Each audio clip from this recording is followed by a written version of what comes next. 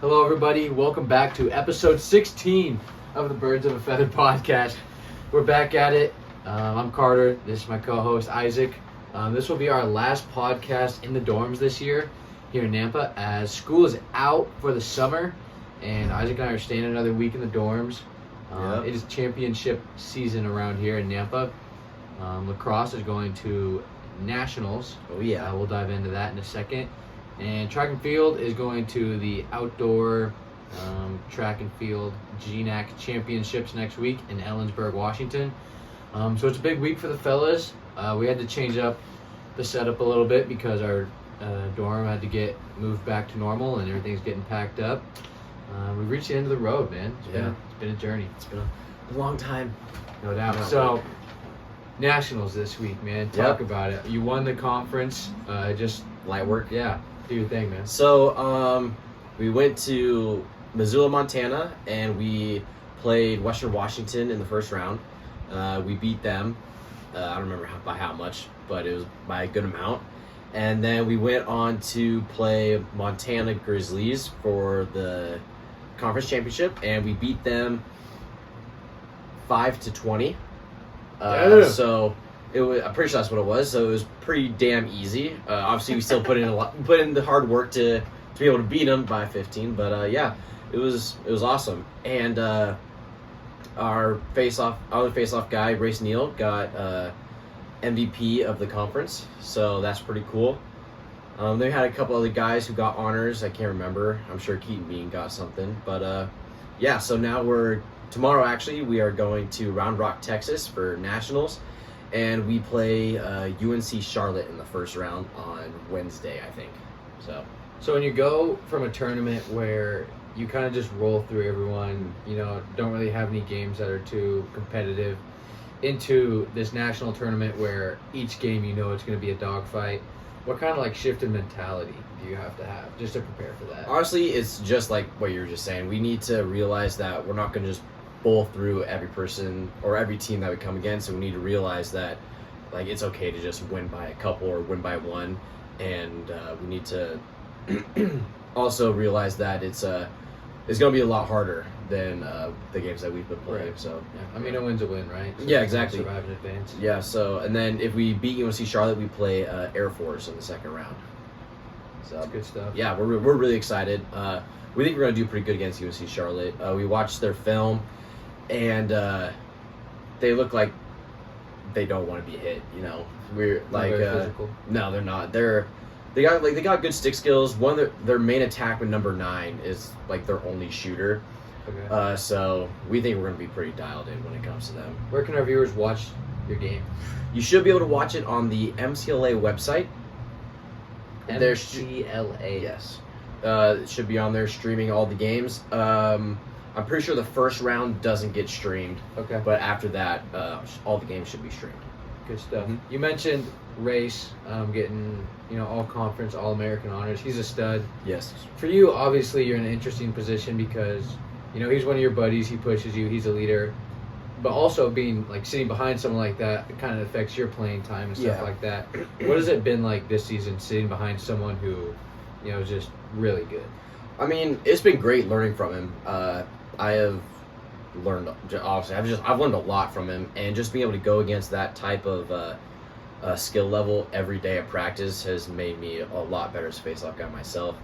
But when it comes to games, it sucks not being able to get as much playing time, but I've been trying to think about it as I'm helping him get better, so then the whole team can win. Right. So yeah. I'm just trying to do my part so the team can be successful. Yeah, and obviously down the road, when he graduates, then it's going to be your turn. You're the next man up, and then you're able to fill that spot. And then I can do the same thing for whoever is beneath me, start training them to take my spot. Right. So it's good stuff, man. Well, let's get into our first segment. Let's talk some ball. Going on in the sports world right now, we have the NBA playoffs. We talked a little about this before the pod earlier today, but Patrick Beverley has been on a tear the last 24 hours, dude. For those who don't know, last night the Bucks were eliminated in round 1 by the Pacers. I think they lost in 6 games, but nevertheless, Bucks are going home. Patrick Beverley He's on the bench, and the Pacers fans are chanting Cancun behind him, Cancun on 3. And he throws a ball into the stands and just nails this lady in the side of the head. Another fan throws the ball back. Beverly starts getting in an altercation with the fan. Then he goes into his post-game interviews, and a ESPN reporter who's pretty legit reporter, like she's been working for ESPN for a while. She asks him about the incident, and he says, "Are you subscribed to my podcast?" And the lady says no. And so Patrick Beverly refuses to answer her question strictly because she was not subscribed to the That's pod. so stupid. I feel like if you're a pro basketball player, pro whatever, like you should be able to have some self-control when there's chants for fans chirping at you. Right. Like you should just go play your game or just ignore it. Like it's stupid. I don't know. Like, he should be more mature than that. Yeah. And then refusing to answer reporters' questions. Like he doesn't have to be a jerk about it. Just next question. You know. And also I've listened to his podcast before, and I actually think it's a really good pod, but nothing compared to both podcasts. No, though. nothing compared to the No. podcast, obviously. But I was just like, what's the point, man? I just don't understand that. Like, she's just trying to do her job. Yeah, and then she's just being an ass. She's just being a jerk. Yeah. There's no point. Right. No, it's ridiculous. Hockey's going on right now, but I mean, I don't know anything about hockey. who cares? Yeah, it's cool, but I don't know anything about it. That's kind of about it as of now. Yeah, nothing crazy going on in the sports world, I guess. This month, now that it's May, in a couple weeks at Hayward Field, it's going to be the Prefontaine Classic, which is part of the Diamond League. And the Diamond League basically is like regular season for track athletes. It's just like a tour where they have a bunch of different meets. And I think the world record for the mile is going to get broken. What's the world record right now? 3:43. Oh my gosh. Who do you think is going to break it? I think it's going to be Jakob Ingebrigtsen from Norway. That's his name, dude. That's a mouthful. Holy crap. Yeah. Wow. Jakob Ingebrigtsen. Yeah. Wow. I would love to see that. He's really good. He's Norwegian. But there's 2 other guys in there that I think will give him a run for his money. Josh Kerr, who beat him in the 1,500 meter race last year at the World Championships. I think he could do it. And then Yared Nuguse, he's American. He's probably has the least amount of, I don't know how to talk right now. Probably has the worst chance out of all of them to break it. Okay. But he's still a really good runner. I think he's younger than the other 2. But he's still pretty good, and he's American, so that's who I'm going to be pulling for. But it should be a good race. The Diamond League's really interesting just because it's kind of it's not really tactical racing because really what tactical racing is you're not necessarily trying to run as fast as you can, you're trying to place as high as you can. So in a race like the Olympics, right? Obviously, if you run fast, great, but you want to win. Yeah. But in these Diamond League races, it's really just these guys trying to find their legs for bigger races like the Olympics and trying to ramp up. So really, you just get to see guys rip it. So you'll be watching a race on the track. Meanwhile, someone's trying to break the pole vault world record or something like that. So it's really entertaining meets. Last year I didn't get to go because we were here. So I'm really excited to go watch that. Hopefully get a couple of the guys to come up with me. It should be a good time. So that's really going to wrap it up for Talking Ball. Yeah, it's kind of a slow spot in the year right now. I mean, the PLL draft is coming up next week. Nothing crazy there. For the lacrosse players out there, I don't think Brandon O'Neill's going to get drafted first. I think he's been kind of getting shut down towards the end of this season. He's still good, but who knows? I think Schellenberger could be drafted first, but yeah. That's about it. Speaking of draft, we did have the NFL draft. We did have the NFL draft. I want to get your thoughts on that first. Your guy, Caleb Williams, goes first overall to Chicago. I know you're a huge fan of his. Yeah. Give us your thoughts. I mean, good for him going to the Bears, I guess. We're getting drafted first, but I don't know. I think he's going to be a bust. Just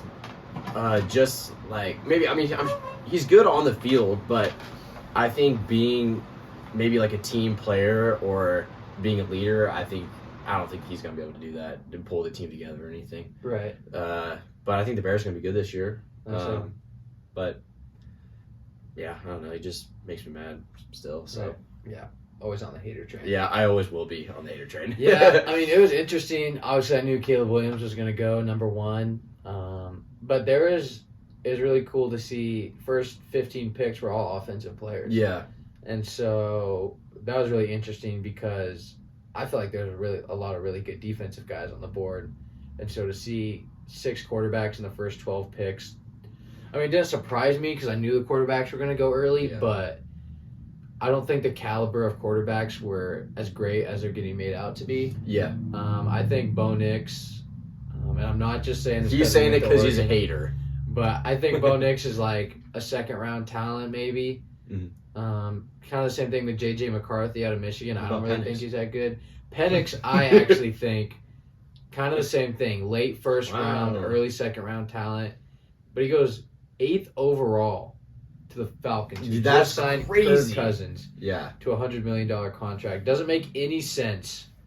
And I've started to see arguments for it. What were the arguments for it? Basically, guys are saying that in a perfect world, the Falcons, with Kirk Cousins now, aren't expecting to have a top 10 pick anytime soon. Okay. Especially in the division they're in, because they're not in a very competitive division. Mm-hmm. So if they're going to be making these runs to the playoffs, there's not going to be a better opportunity to draft a quarterback for the future. Oh, okay. As of now. So you take your guy now. Okay. But my counter argument to that is that the Falcons aren't really in a position to be taking luxury picks. Mm-hmm. Like, their defense has a lot of holes to fill. There's a lot of defensive talent on the board. So I would have went with that. I just felt, I mean, you have Dallas Turner out of Alabama. They could have took any position, and there were guys available, obviously, because no defensive guys have been picked. Yeah. So I would have went with the defensive route, but I understand where they're coming from, and obviously, being a UW fan, I just want to see Penix play and see him succeed.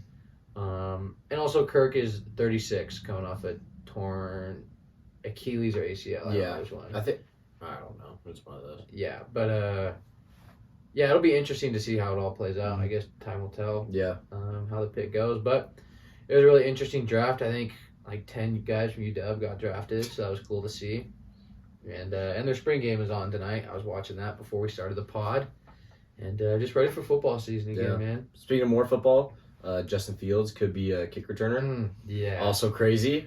Yeah, dude. I don't understand. His career's going downhill. Yeah, man. I feel bad for him. Going from a starting quarterback, you get traded for a quarterback who paints his nails, and now you might be being a kick returner for the Steelers. Crazy.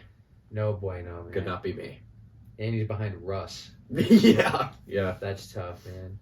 But I'm excited for the NFL season, but that's going to wrap up our segment for Talking Ball. We've kind of already covered the news around the nest as people are moving out. School is out. Yeah. Finals are done. Finals are over. How'd you survive the week? Good. Only had 2 finals. Nice. So that was good. The only one I was really worried about was history. Right. Ended up getting a B in that class, which was pretty dang good. Nice. And then I had my intro biblical studies, which was super easy. Yeah. She hasn't graded that yet, but I'm sure I'm going to get a B in that class too. Yeah. So all B's and an A this semester, nice. so I'm pretty happy with that. Man. Yeah. Well, we're going to go into this, not really it's a segment because this is the only time we're going to do it this year. You have no idea. Top 5 favorite moments at NNU Oh, this year. man. Okay. I don't know if I can rank them. You don't have to rank them. Just okay. throw them out. The first one, me, Caleb, and Dom went to the sophomore boys' dorms and stole the elk head. That's pretty good. Brought it up here. That was pretty funny. Another one. Man. It has to be at the school or just? It could be anything this year. Okay, winning a championship. Right. Obviously. Yeah, of course. I mean. Right. Man.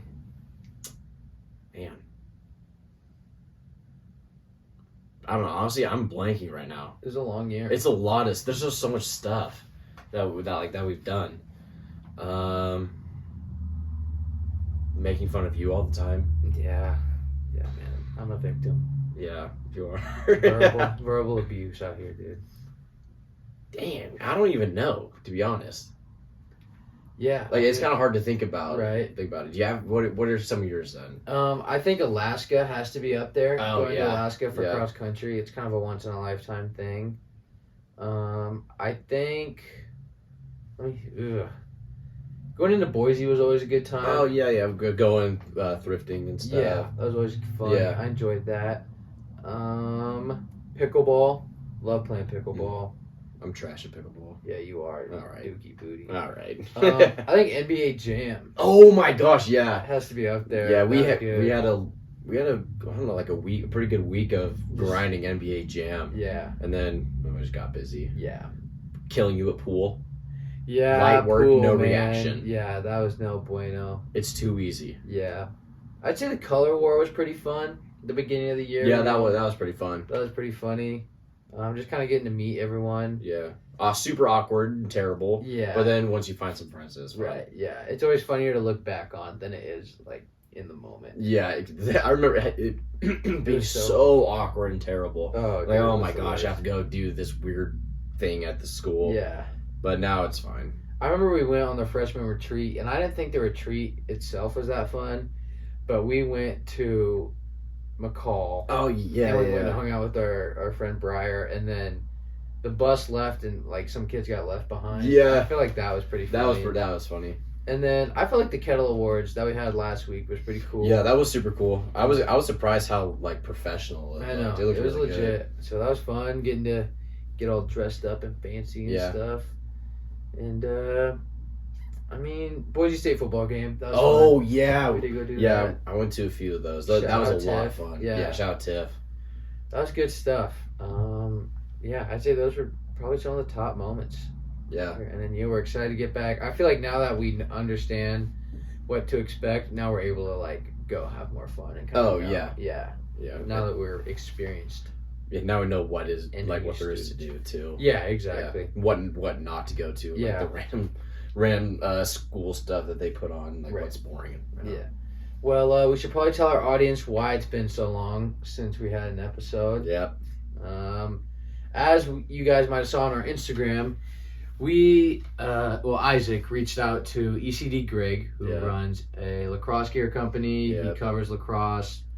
He's a really big influencer in the lacrosse realm. And we got the opportunity to interview ECD Greg over Zoom. We had a meeting with him in the library, and the interview went really well. Yeah, it was a really good interview. Probably about 30, 45 minutes. Mm-hmm. And so we wrapped up the interview with Greg, and we just told him thank you. And for whatever reason, we had some technical difficulties being able to save the video. I don't know if it was that we didn't hit stop record or if our session ran out of time because we don't have like the Zoom premium or whatever.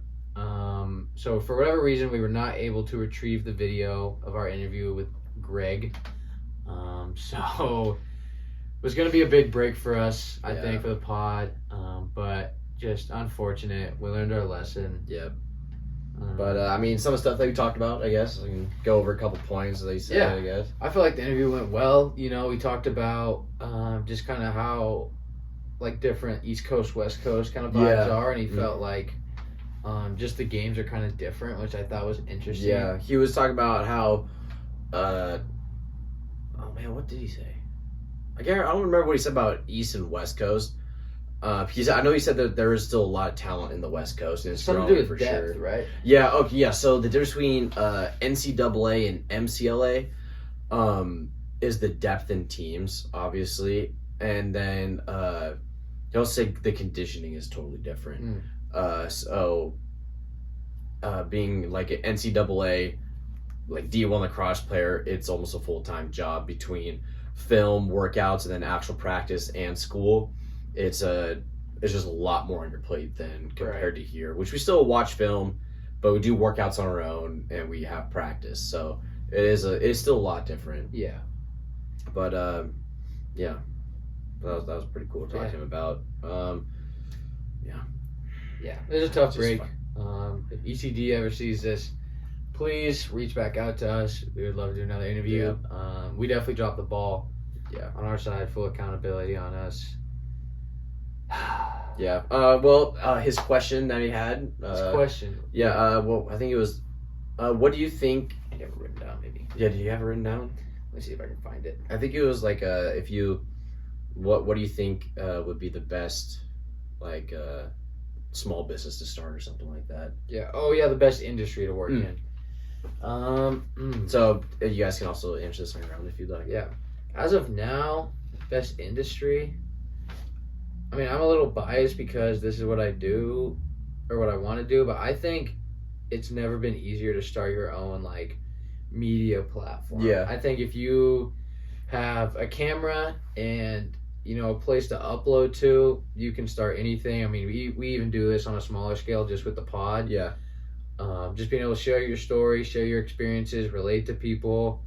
I mean, we would have never thought we would have had the opportunity to interview someone of such a like high caliber. Yeah. So I think just take a chance on it, and that's kind of what we learned when we talked to him. Was just take a risk, bet on yourself. Yeah, and he said like this is just some advice he gave us, but like the one thing that you should have on your resume or like should try and do your own is start a small business, because then or like what we're doing, have a podcast, something like that.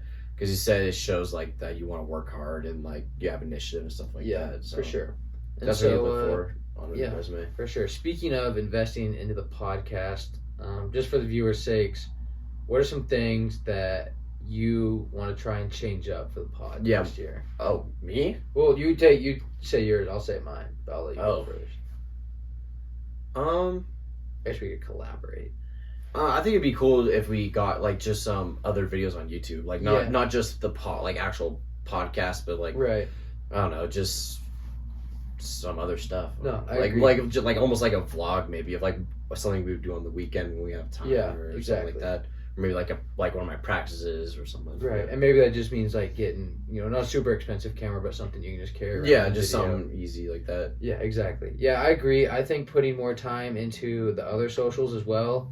Like Instagram Reels, finding more clips, just within the podcast and going back and watching it, which I mean is tough, obviously, because you want to produce the pod and then just be able to move on and stuff. But I think, when we're producing every other week, it allows you to go back, watch. I mean, you don't have to watch a full video. You can watch 10 minutes of an episode, pull a clip or two from it, post it, and that doesn't take too much energy. But if anyone is listening to this and they would be willing to help out with that, any sort of editing or production, let us know. We would love to have you on board. Obviously, you're not going to get paid because we don't have money to do that. But it'd be pretty cool if you helped anyways. But it would be great if you helped. And so I just think investing time, I think we have the opportunity to do something here. Yeah. And I think as we continue to do podcasts, I want to hear from more guests. And I want to get some more guests. That we can do on campus. But I think it's also something that we can do over the summer as well. We have connections. Hopefully have some surprises for you guys over the summer. But yeah, I think especially for these summer months coming up, we're just going to kind of try and just get you a pod out whenever convenient. We're both going to have work and training and whatnot. But we have some plans in the works trying to, figure some things out. Yeah. But, the schedule is definitely tentative, especially as student athletes and working over the summer. As you guys have learned over this year, it's tough. It's tough to try and find the time to take and really sit down and produce a good podcast for you guys. But we're trying our best. So before we get out of here, we should probably wrap it up. Advice you didn't ask for. You want to go first? Yeah, I would say just believe in yourself. I've been kind of going through this weird cycle of screwing up on my face-offs in games and stuff. But I've been having my sister help me. I've talked about this before, but what I kind of realized is I have to believe in myself that I know I can get the job done, because I know I have the ability to do it, but I just doubt myself because I don't want to screw up or disappoint a coach. But when I actually believe in myself that I know I can do it, I perform a lot better, and it's helped me a lot. So that's good stuff, man. You actually took mine. That's what I was. No way. I would. Well, I mean, just add on to what were you gonna say? Yeah. So my advice was gonna be bet on yourself. And basically what that means is just there's going to be times in life when you're going to be the only one who believes in you. You're going to have people telling you, yeah, this isn't really realistic. I don't see you doing this. I don't think this is in the works for you, whatever. But I think if you truly believe that you're capable of it, you just have to dig your feet into the ground and just like stay solid and say, I'm going to do this and I'm going to prove others wrong. And I think the reason I thought of that is this last weekend, this is kind of my plug for my track and field season, but this last weekend we had a meet at Idaho State, and it was our last regular season meet of the season. And in order to make the conference meet, you have to be top 16. Well, I was number 26. And, you know, it seems far behind. Obviously, it is. You have 10 guys ahead of you just to get into the meet. But it was only about a 3-second difference. And I was able to run at Idaho State. Instead of a 1,500, it was a mile. And I ran a 4:19 mile. And so I get the conversion of altitude and the distance from mile to 1,500. And, you know, I just left it all out there as a PR for me in the mile. And I was just like, all right, like, you know, I gave it all I could. That was my last regular season race. Hopefully it was enough. But going into the race, I truly believed that I could qualify.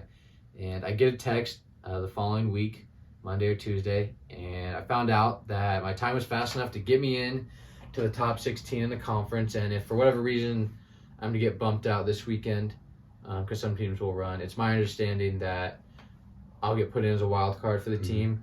And so that was just really cool because I had heard, you know, from friends and family, and they weren't, you know, disrespecting or hating on me or anything, but, you know, they're just being realistic. Like, you know, you rank 26, that's a big jump, and I understood that going into. I wasn't, you know, ignorant to that fact that I might not make it, but I just had to bet on myself and just empty it all out there, and it just felt good to, you know, maybe improve myself and other people wrong. I've really worked my tail off this season in a sport that I wasn't super familiar with coming in.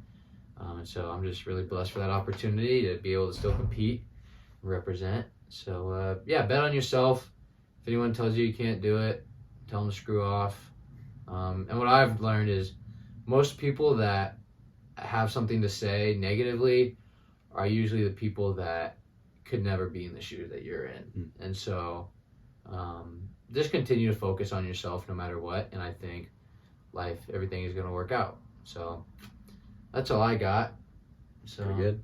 This episode is once again brought to you by Northwest Physical Therapy. We want to thank them for sponsoring us throughout the year, just helping us out a little bit financially as well. If you're in Douglas County and you need to go do some PT, head over to Dan Ibarra and Northwest Physical Therapy. They do a great job.